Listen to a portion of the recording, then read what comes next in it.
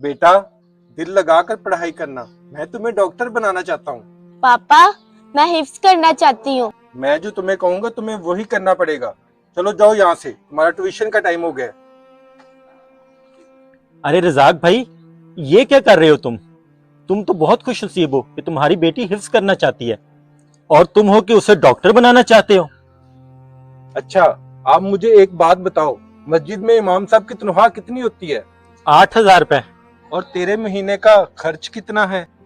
यही कोई 15 से 20,000 रुपए। भाई, इमाम साहब की तनख्वाह 8,000 रुपए और उनके महीने का खर्च 15 से 20,000 रुपए। तुम ही बताओ, मैं अपनी बेटी को हाफिज कुरान बना के क्या करूंगा? तो भाई, आप अपने बच्चों को दीन व दुनिया की तालीम दोनों दो ना। मेरी समझ में ये नहीं आता कि हर कोई अपने बच्चे को कुछ ना कुछ बनाना चाहता है, पर ये कोई नहीं कहता कि इमाम साहब की तन्हाई बढ़ा दें। और भाई, हर कोई अगर यही सोचने लग गया तो अपने बच्चों को हाफिज कुरान कोई नहीं बनाएगा। और एक बात, हर किसी का निकाह पढ़ाए इमाम, जनाजा पढ़ाए इमाम, और फातिहा पढ़ाए इमाम। और भाई, जब इमाम साहब की तनख्वाह बढ़ाने की बात है तो कहते हैं ये इमाम को हटाओ और नया ले आओ।